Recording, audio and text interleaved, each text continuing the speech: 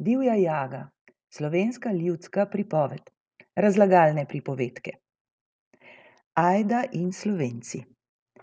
Naši očetje so stanovali nekdaj v vzhodnih deželah, tam, kjer sije in greje sonce leto in dan, kjer je zlata obilno in bogastva brez mere. Sčasoma pa so se ljudje v tistih krajih do čuda pomnožili in naši očetje so se napotili iskat drugih selišč. Zapustili so kraj obilne sreče, rajši, kot da bi se bili rvali in pobijali, zakaj ljubili so mir. Popotnim je dala boginja, ki jih je ljubila zavoljo miroljubnosti, zrno, rekoč: koderkoli boste potovali, vsadite zrno to. Kjer ozeleni in zraste, tam ostanite. Ako pa ne ozeleni v dnevih 3, ga izkopljite in pomaknite se dalje. Nikjer ni ozelenelo zrno, ne na bregu Črnega morja, ne po plenjavah poljskih, ne po gorah nemških, le v zemlji slovenski je ozelenelo in se belo razcvelo ter prineslo sad, prijeten in obilo koristen.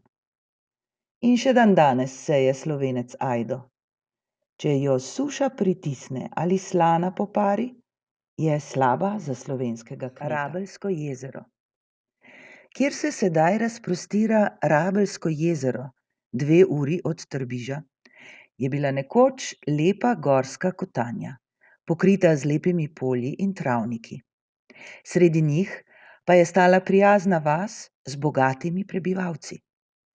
Kakor je že navadno, da zgubijo ljudje, ki se jim predobro godi, usmiljenje do svojega bližnjega, tako je bilo tudi tukaj.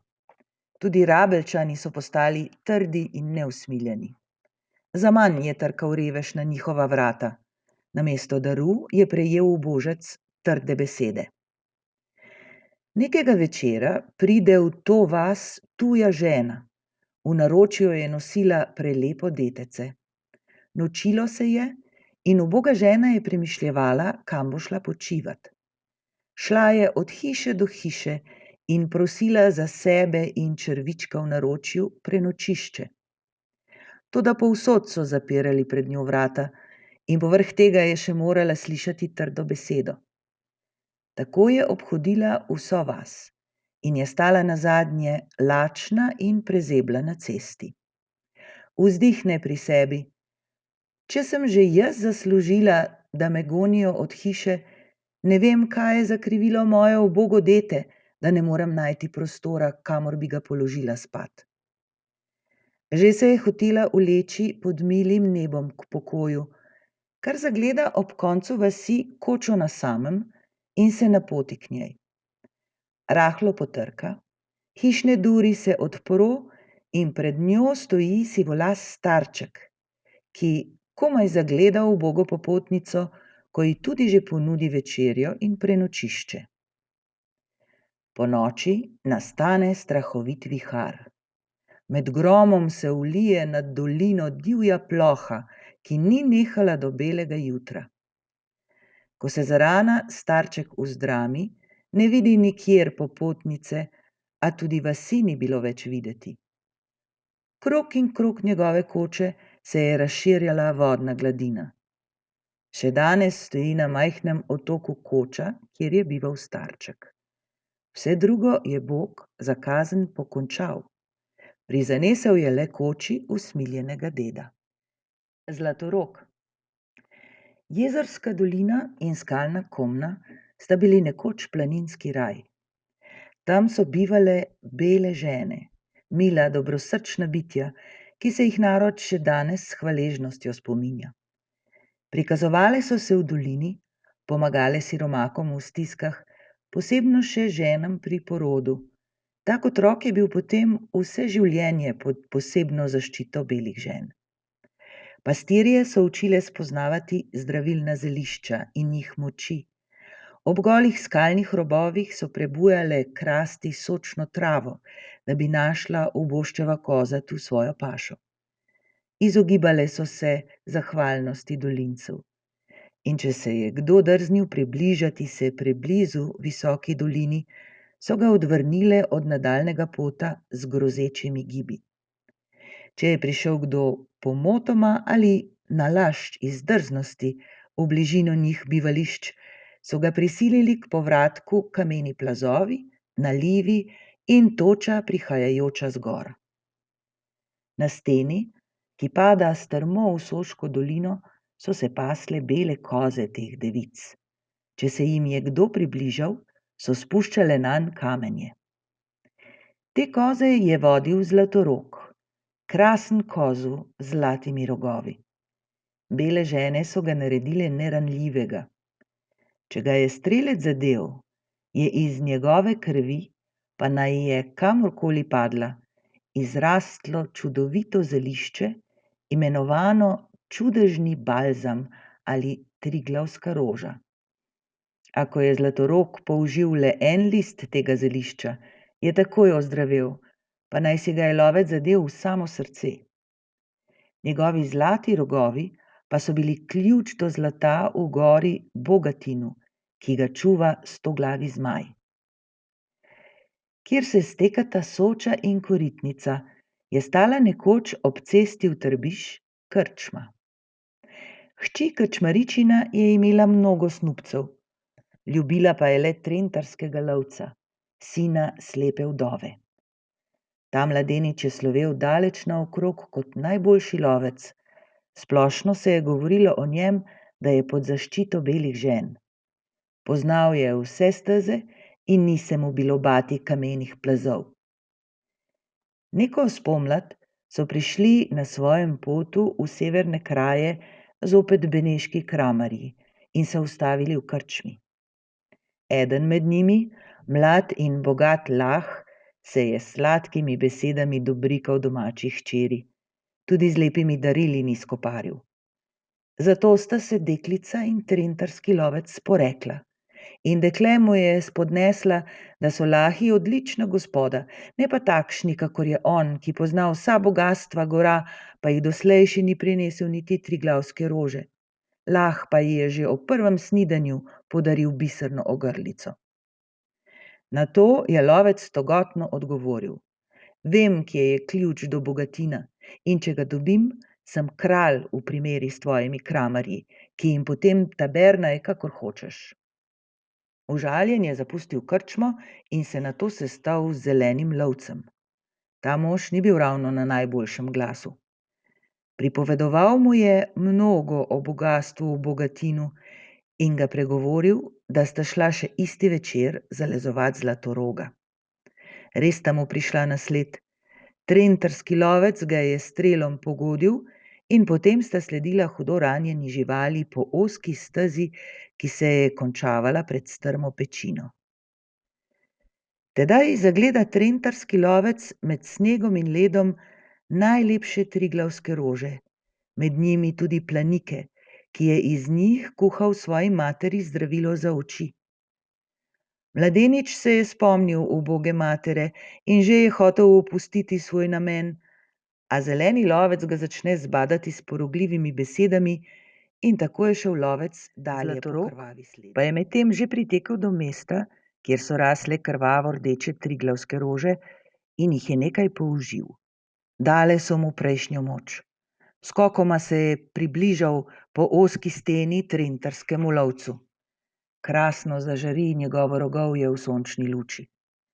Lovca zapusti ob tem pogledu mirna zavest.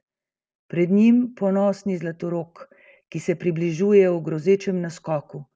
Pod njim brezdanja globina, zadaj nebotična stena.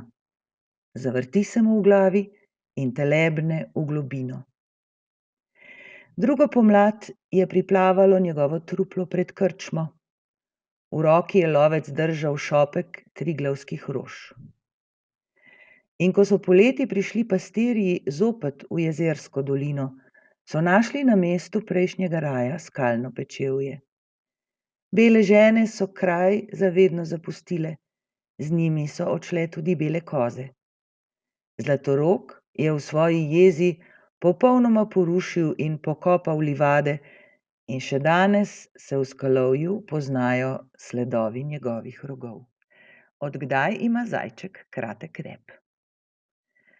Prvi vinograd je prekopal in z vilami zasadil sam volk, ki je povabil na delo lisico in zajčka. Za oba kopača pomagača je pripravil sladko južino, zvrhan lonec meda. Vsi trije so pridno delali. Lisico pa je zamikalo, da bi še pred južino poskusila strt. Obrnila se je od dela proti bližnji lozi in zabavkala. Hoj, hoj! Kaj pa je? Sta vprašala volk in zajček. Na botrinjo me kličejo, se je zlagala lisica. Pa pojdi, je odvrnil volk. In kmalu se vrni na delo, je dodal zajček. In lisica je odšla pod grm, kamor je volk skril lonec z medom. Nalizala se je sladke strdi ter se vrnila k volku in zajčku. Kako ste krstili, je zaradovedil volk. Pričetek, se je zahihitala lisica. Ste dobro jedli, botrica, je vprašal še zajček. Dobro in sladko, je zahinavčila lisica. In kopali so dalje. Kmalu se je pa lisica spet obrnila proti lozi in zabavkala. Hoj, hoj! Kaj pa je? Sta vprašala volk in zajček. Na botrinjo me kličejo, je odgovorila lisica. Pa pojdi, je privolil volk. In skoraj se vrni, je prikimal zajček. Lisica je odšla.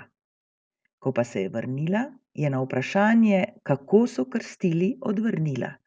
Osredek. Ko pa je lisica v tretje odšla z dela in polizala ves med iz lonca, sta volk in zajček, utrujena od težkega dela, zaspala. Zvitorepka se je vrnila k njima in s preostanki medu spečemu zajčku namazala gobček. Potlej je zaklicala. Pokonci zaspanca. Oho, si že nazaj. Kako ste krstili, je zazehal volk. Dokonček, se je zahihitala lisica. Ste dobro jedli, je vprašal zajček in si otiral krmežljavčke. Dobro in sladko, se je oblizovala lisica. Kaj pa ti, kumek, ali nam ne boš privoščil južine? Se je obrnila k volku. Saj res, je pokimal volk. Poldne je in čas je, da obedujemo. Potlej je planil pod grm v bližnji lozi, kamor je bil Davi skril lonec z medom. A vrnil se je s praznim loncem in jezljivo zarenčal, nekdo je polizal med. Oh, če bi le vedel, kdo je tat, raztrgal bi mu vrat. Zdajci je lisica priliznjeno spregovorila. Zajček je polizal med, ko si ti spal, kumek volk. Jaz ga že nisem, res ne, se je branil zajček. Oh, kaj bi le lagal, saj ima še zdaj gobček namazan z medom. Takrat je volk zarenčal in planil proti zajčku, da bi mu raztrgal vrat. Zajček pa jo je ucvrl v dir, da se je kar prašilo za njim. Volk pa za njim. Ujel je zajčka za rep ter mu ga odgriznil, a uhitel ga ni, da bi mu pregriznil vrat. Od takrat je zajček kratkorepec. Mojca Pokrajculja. Mojca Pokrajculja je pometala hišo in našla med smetmi krajcar. Zanj si je kupila piskrček. Zvečer je zlezla van, legla in zaspala. Zunaj je bil hud mraz in padala je slana. Mojco Pokrajculjo je zbudilo močno trkanje na vrata njene hišice. Kdo je zunaj, je vprašala. Jaz sem, lisica. Oh, Mojca Pokrajculja, lepo te prosim, pusti me k sebi. Zunaj brije burja in pritiska mraz. Zmrznem, če me ne vzameš pod streho, je javkala. Mojca Pokrajculja se ni dala kar tako pregovoriti in je dejala, če kaj znaš, ti odprem, drugače ne. Šivilja sem, je dejala lisica. Mojca Pokrajculja je spustila lisico v piskrček. Legli sta in takoj zaspali. Še preden sta se v spanju prvič obrnili, je že zopet trkalo na vrata. Ko je Mojca Pokrajculja vprašala, kdo spet trka, je zajavkalo. Oh, Mojca Pokreculja, lepo te prosim, zunaj je burja, slana pada in jaz zmrzujem. Volk sem in izučen mesar. Ker nekaj znaš, le pridi k nama, je odgovorila Mojca Pokreculja, odprla vrata in spustila volka v piskrček. Iz spanja jih je zbudilo javkanje. Mojca Pokreculja, lepo te prosim, odpri mi, burja brije, slana pada in jaz, medved, zmrznem, če me ne spustiš k sebi. Kaj pa znaš? Ga je vprašala Mojca Pokreculja. Čevljar sem, je odgovoril medved. Mojca Pokreculja mu je nato odprla vrata na stežaj. Danes pa res vso noč ne bo miru, se je hudovala Mojca Pokreculja, ko je znova zaslišala trkanje in tarnanje. Mojca Pokreculja, lepo te prosim, pusti me k sebi, zmrzujem. Kdo pa si in kaj znaš, je vprašala gospodinja. Jaz sem zajček, šivati znam kakor krojač, se je oglasil odgovor. Nato je tudi zajček dobil svoj kotiček pod piskrčkom. Mojca je bila že res huda, ko je zopet nekdo trkal in stokal. Mojca Pokreculja, lepo te prosim, spusti me noter, ne prenesem več burje in slane. Bil je srnjak. Mojca Pokreculja je tudi tega vzela pod streho, ko je zvedela, da je izučen drvar. Nato so vsi sladko zaspali. Mojca Pokreculja je zjutraj odposlala vse goste na delo. Volk je poskrbel za dobro večerjo. Prinesel je več panjev čebel, jih zaklal in vse lepo otrebil, med pa očistil in spravil v lonec. Skuhali so si večerjo in legli počivat. Ponoči je lisica zastokala. Avbe, joj, mene pa črevo boli. Mojca Pokreculja ji je rekla: Pojdi v kuhinjo in si skuhaj kamilic. Lisica je vstala in odšla v kuhinjo. Komaj so vsi zadremali, je lisica zopet zastokala in tako dolgo javkala, da ji je Mojca Pokreculja zopet rekla, naj si skuha kamilic. Lisica je šla tako 3-krat v kuhinjo kuhat čaj, pa je ni prav nič ščipalo po trebuhu in tudi kamilic si ni kuhala. Vedela je namreč, kam je Mojca Pokreculja shranila med in ga polizala do kraja. Nato je sladko zaspala. Zjutraj je Mojca Pokreculja zopet odredila vsem delo, lisici pa rekla: Šiviljička, ker si bila sinoči bolna in nisi mogla spati, pa sedaj malo dalje poleži, da se spočiješ. V kuhinji je kmalu nato nastal velik hrup in prepir. Ti si strt polizal, jaz ne, pač pa ti, in tako naprej so se obdolževali. Mojca Pokreculja je odločila. Tat je bil domačin, nihče drug ni vedel za strt in tudi nihče ni mogel v piskrček, ker so bila vrata zapahnjena. Da bi se gostje oprali sramote, je svetoval volk. Lezimo vsi na hrbet, odprimo usta in se sončimo. Kdor je pojedel med, temu prileze nazaj in kapal mu bo od ust. Vsi so legli pred piskrčkom na travo in takoj zaspali. Lisica je imela slabo vest, zato je bedela. Res, strt ji je prilezla iz želodca in kapala na tla. Brž se je obrisala in namazala s trdjo poleg sebe spečega zajca okoli ust. Nato je tudi ona brez skrbi zaspala. Zbudil jo je hrušč. Zaspanci so se medtem zbudili ter opazili, da se zajcu cedi med okoli gobca. Začeli so ga neusmiljeno pretepati. Nalomili so mu že prednje noge, šele potem je mogel pobegniti. Vsi so tekli za njim in Mojca Pokreculja je ostala sama s piskrčkom. Zajcu niso več zrasle polomljene prednje noge. Zato ima še danes prednji par nog krajši od zadnjega. Novelistične pripovedke. Bedin in Bedina. Bedin in Bedina sta šla lešnike nabirat. Bedin je bil zelo trmoglav deček. Vedno je hotel biti prvi, tudi danes. On, da bo, pravi, hitro natrgal poln žakeljček, sestra pa naj trga tiste, ki jih on ne vidi. Njegov žakeljček pa je bil preluknjan, zato so lešniki padali na tla.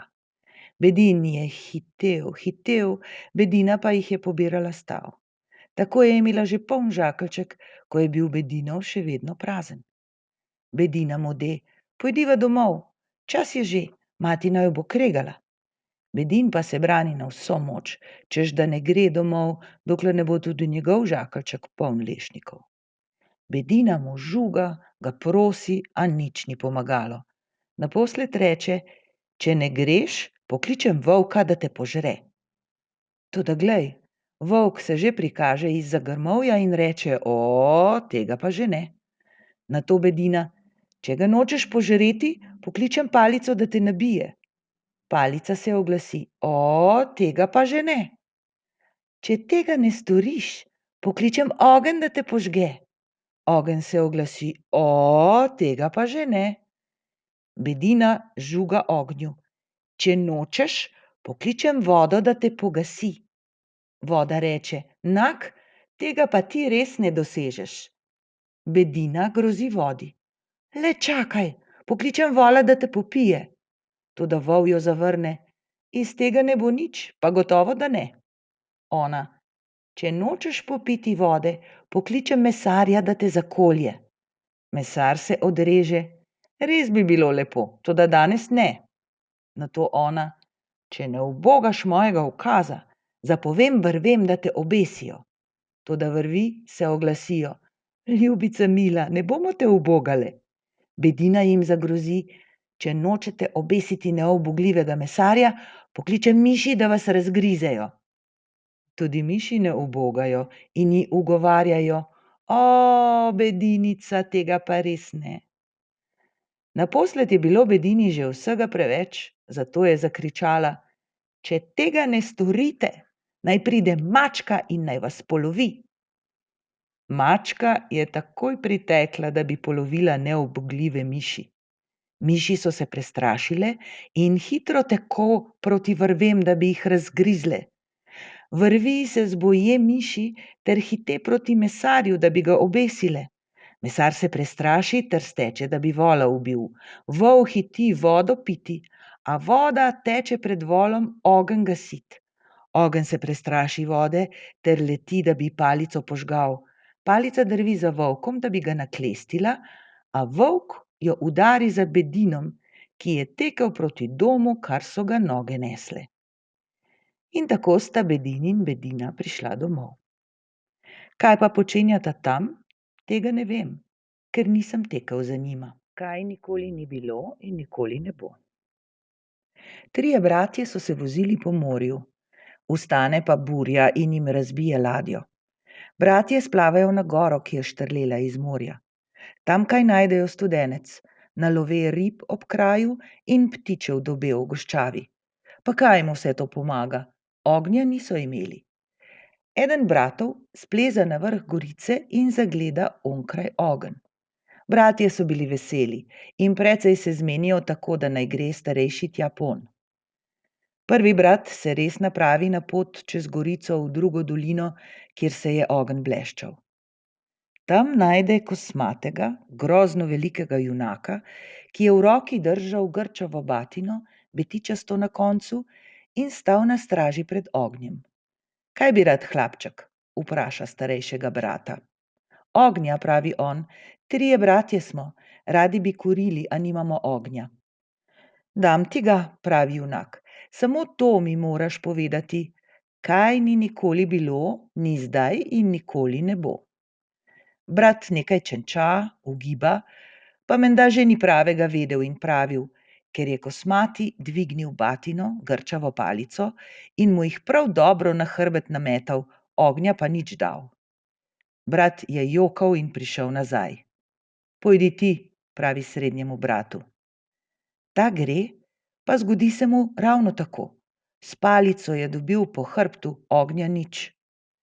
Mlajši je bil kakor kak štramle in brata sta mu rekla: "I kaj boš ti hodil, šlevasta, če midva nisva mogla ničesar dobiti, kako bi šele taka štranja dobila, kot si ti?"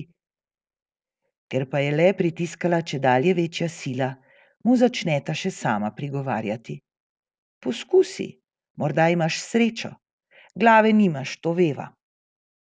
Mlajši brat gre tja k junaku, ki je kuril. Kaj bi rad, hlapček, ogovori ga oni. Ko bi mi malo ognja dali. Menim, že 2 trapa sta bila tukaj, obema ga nisem dal. Ako boš ti bolje odgovarjal, ga pa dobiš. Povej mi kaj takega, kar še nikoli ni bilo, ni in nikdar ne bo. Mlajši brat pomišlja in si izmisli. To ti precej povem, pravi junaku, ki je ogenj imel. Le poslušaj me. Nekdaj se je bil nekdo boba najedel. En bob se pa ni bil v njem razkuhal, ampak je ostal napol surov in cel. Želodec ga zato ni maral, temveč ga je iz sebe dal in iz tistega boba je vzrastlo veliko drevo, ki je segalo do neba.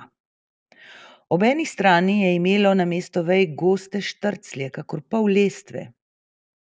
Kaj bi bilo, je rekel tisti človek, ki se je bil boba najedel, kaj bi bilo, ko bi jaz sosede in babo in otroke in ta svet zapustil in po tem drevesu v nebesa zlezel, ki je vzraslo iz mojega boba.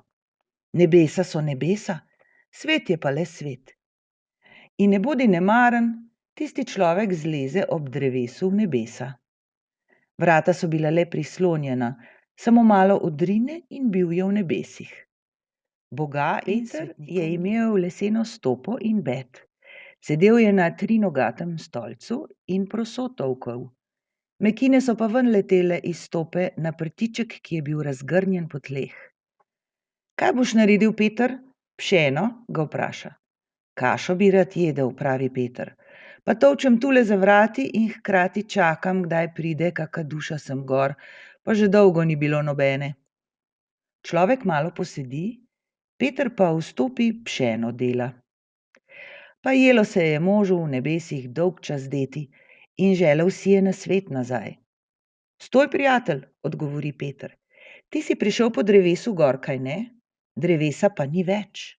Zakaj ravnokar je prasica drevo izpodrila, bobek pojedla, iz katerega je vzraslo, in vse se je posušilo in na kup padlo?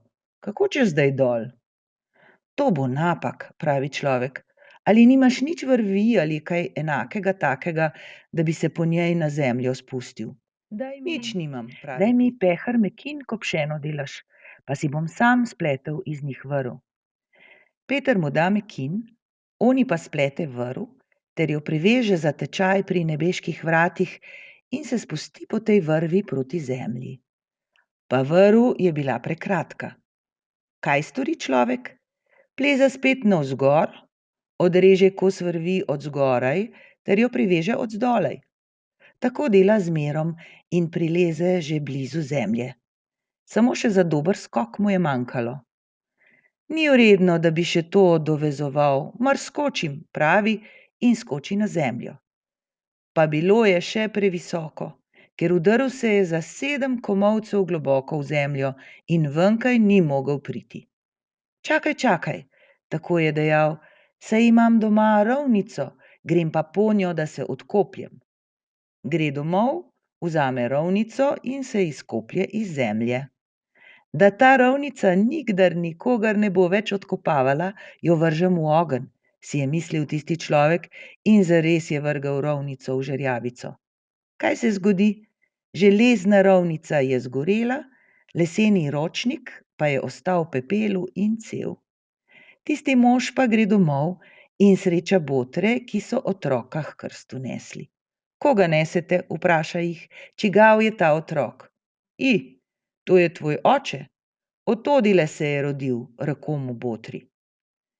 Tako je pravil mlajši brat, ki so ga za štramleta imeli, junaku, ki je ogenj pod palico imel. Dobro si povedal, ognja ti bom dal, reče mu junak, nagrabi utrinkov in ogorkov in žerjavice v ponev ter mu jo da. Bratje so kuhali, pili in jedli, meni pa ničesar dali. Vražji penezi. Na Ravenskem je živel ubog kmet, ki je imel polno hišo dece, dolga pa še več. Revež se je trudil dan na dan, da je sicer skromno, a pošteno preživel svojo številno družino. Vstajal je rano in se vračal pozno zvečer, ves zmučen z dela. Nikoli pa ni legel prej k počitku, preden ni odmolil rožnega venca, četudi je bil še tako truden. Neki večer siromak zopet prebira jagode na rožnem vencu. Med molitvijo mu uide pogled skozi okno. Kar zagleda na tisti njivi, kjer so podnevi želi, goreti ogenj s sivim plamenom. Tam je zakopan zaklad, si misli. Zato vstane ter gre proti tistemu mestu, kjer je cvetel zaklad. Ko pride do ognja, vrže v plamen rožni venec. Nato je nekaj zažvenketalo in ogenj je ugasnil. Kaj pa sedaj, si misli siromak. Nič, zdaj grem domov. Rano zjutraj pa pridem in si poiščem svoj rožni venec. Drugo jutro res pride siromak navsezgodaj na tisto njivo in išče molek. Kmalu zagleda molekov križec, ki je kukal iz neke luknje. Kmet pa prime motiko, se prekriža in začne kopati. Komaj pa nekajkrat mahne z motiko, že nekaj zacinka. Z motiko je namreč zadel ob bakren kotel, ki je bil poln zlatnikov. Bog pomagaj, je vzdihnil siromak, pa prijel za kotel, da bi ga dvignil. Pa mu ni šlo. Poskušal je na vse načine kotel vzdigniti, a ga ni mogel niti zamajati. Zdelo se je, kakor da bi bil kotel vrag te nosi, če nočeš ven, se naposled razčemeri siromak. A komaj izgovori te besede, že zazveni kotel pri dnu in nekaj ga vrže iz zemlje s tako silo, da so se zlatniki razleteli na vse strani. Na poveznjenem kotlu pa je sedel sam vrag. Zval si me in prišel sem, se oglasi vrag. Zval te nisem, pravi siromak, a če si mi spravil kotel iz zemlje, je tako prav. Kmet se ni nadalje brigal za vraga, ampak je začel pobirati zlatnike ter jih je basal v žepe, v torbo, v predpasnik in kamor je pač mogel. Ko si je vse nabasal, je hotel meni nič tebi nič oditi. Takrat pa se oglasi vrag. Počakaj vendar, prijatelj, ti hočeš odnesti moje peneze, rad ti jih dam.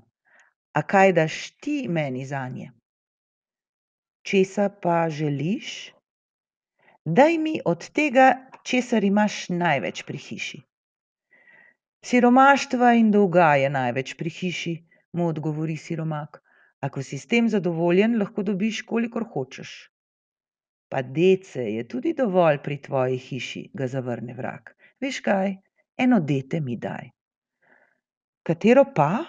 Ga vpraša siromak ves prestrašen in začne metati nabrani denar iz žepov. Najmlajše dete mi daj, to ti dela največ sitnosti. Najmlajšega ne dam, deklica je, materi bo pomagala. No, srednjim bi bil tudi zadovoljen, pristavi vrag. Kmet je medtem že spustil predpasnik, da so se usuli zlatniki na tla, pa je odgovoril, njega tudi ne dam. Martin mu je ime, kakor meni. Tedaj pa mi daj najstarejšega. Kmet je tudi torbo že izpraznil in zavrnil vraga. Najstarejši me ima še rajši kakor svojo mater, tudi njega ne dam. Tvojega denarja pa ne maram, rajši ostanem siromak, kakor da bi prodajal otroke. Tako je ostal kmet Martin res siromak do današnjega dne. Samo to je bil zagrešil, ker ni bil vzel s seboj blagoslovljene vode. Če bi bil namreč vraga poškropil z blagoslovljeno vodo, bi hudobec zbežal, denar bi bil pa njemu ostal. Blagoslovljene vode pa ni imel, to je bilo ravno križ. Dandanes imamo sicer pri vsaki hiši blagoslovljeno vodo, a žal, da penezi ne cvetejo več.